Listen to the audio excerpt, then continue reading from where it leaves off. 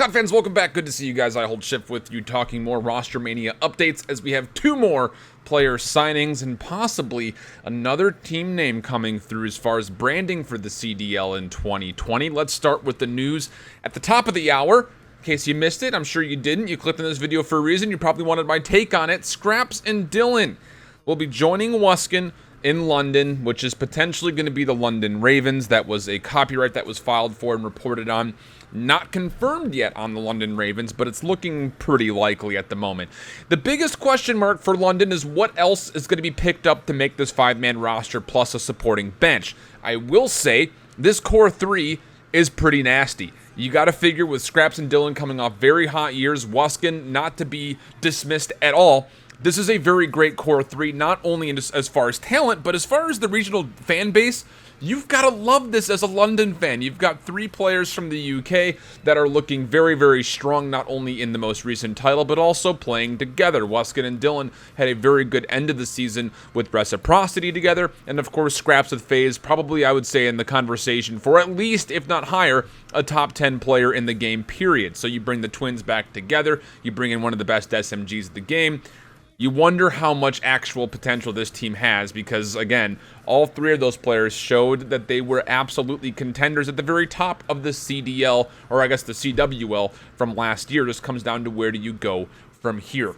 Beyond that, though, everything else is unconfirmed, but we have hints at possibly more things that are coming. I've done a lot of videos as far as what other potential rosters are out there. Most of them looking pretty much confirmed at this moment with the exception of an actual confirmation from the organizations themselves. But we do have a couple of updates as far as potential also kind of either fill-ins or 7th or 6th men. There's a lot of things going on behind the scenes that nobody seems to know fully what it is. But before we talk about those updated rosters and our confidence levels that go with them, there was a potential other brand that was leaked earlier today coming out of Toronto as they have filed a brand name for what is listed as the Ultra. So now we've got the potential of the Ravens, the LA Guerrillas, not like the monkeys, but like the combat warfare style, and then the Ultra. I don't want to jump the gun here, but I feel like most people are kind of thinking the same thing, that these team names are kind of whatever.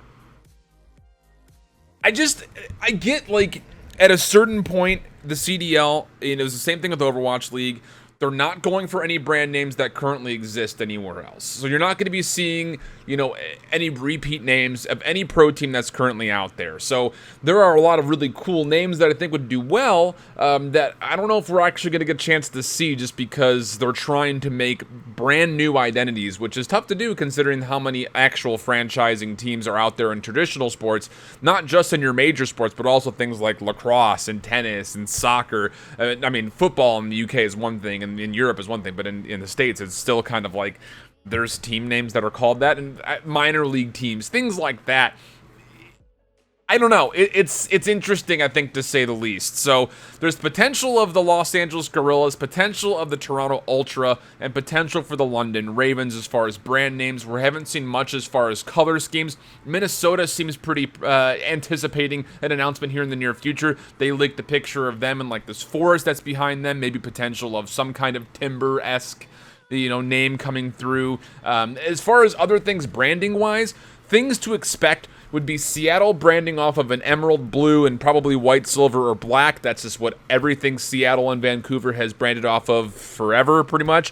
And then also for Atlanta, all of their major sport teams have a primary color of red. It just comes down to what else will be there. Likely a black or a white. It just comes down to will that be it? Because again, that's mostly Atlanta teams are red, black, and white. It just comes down to will there be a gold involved? Will there be a silver involved? Again, the Atlanta Rain technically uses silver instead of the natural white. So who knows exactly what's going to happen. Those are what you can anticipate as far as color schemes and other branding things.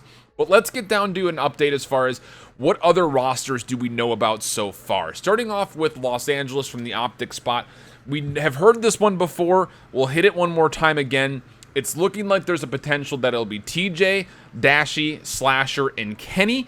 And then the 5th person in conversation is JCap. That's more of a question mark than anything else. Last we reported on this, it was at a 60% confidence rating. That meter just keeps going up day after day. We don't have a way of really putting an assigned total to it because we haven't heard anything new, but it's a simple fact that we haven't heard anything new. That's why we're creeping up. The fact that we haven't heard any negations to that is telling us that the confidence is going to go up a little bit. So it's hard to really say where exactly it falls. In Dallas, there were a lot of rumors that were potentially leading to Crimsix, Clayster, Huke, Illy, and Shotzi, but there have been some conversations that Huke doesn't really want to have anything to do with that sort of a team, let alone be in Dallas maybe. There's a lot of considerations of how Huke wants to be potentially let go, but of course he's on an elongated contract and just comes down to the NV organization of will they want to let him go on restricted free agency or will they force him essentially to keep playing there. Regardless, that's a roster that I could see doing well or not doing well at all. Crimsix and Clayster bring a lot of experience with one another as far as the overall game goes, but beyond that, outside of their teams doing well, individually those players, I don't think a lot of people would have maybe in their top 10. They would be near that, but this is not a roster that you look at and say they have that one GOATY player on their team. Of course, you might be able to make the argument for Crimsix or Clayster, but I think a lot of people would still have them a little bit outside the top 10. Huke may be that player, but if he doesn't want to play, could be a little bit tough. Illy and Shotzi, again, unproven yet, but of course a lot of history behind Shotzi and the Halo career, and Illy, everyone's anticipating the day that he turns 18 and it blows up in the CDL. Seattle, again, we mentioned that we're likely going to be looking at an emerald green and a blue out of this team, but we're also potentially looking at Slacked, Octane, and Enable. But what we're hearing more about, and the fact that we're not hearing anything new, is that Karma might very well be going there as well. Apathy is also in the conversation pool. So will we see that happen? Because Karma seems to be feeling pretty right at home when it comes to this game. At least if you've watched his stream, you see him absolutely destroying everybody. That's going to happen. But he looks pretty comfortable, to be honest. It just comes down to this Luminosity managed team. What will they do as far as moves? Because it looks like most of the LG players are going to be picked up elsewhere. Slacked is really the only player that we haven't heard a lot of information about whether he's going to be a restricted free agent or if he's going to stay on contract, which would lead us to believe that he will be probably the centerpiece of the Seattle roster when it comes down to the old LG players.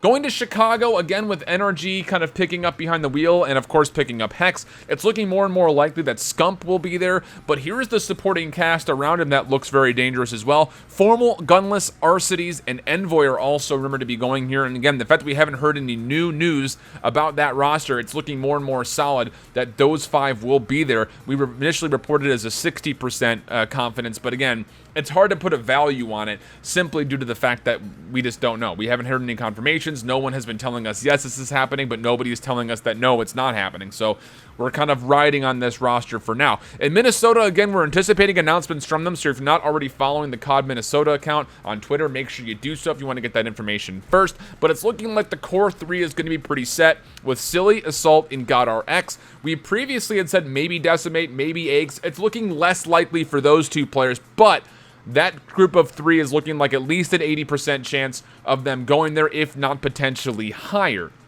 Sticking with another group of 3 that's looking pretty solid would be from Florida. We're looking at the potential of Mox, Skies, and Frosty.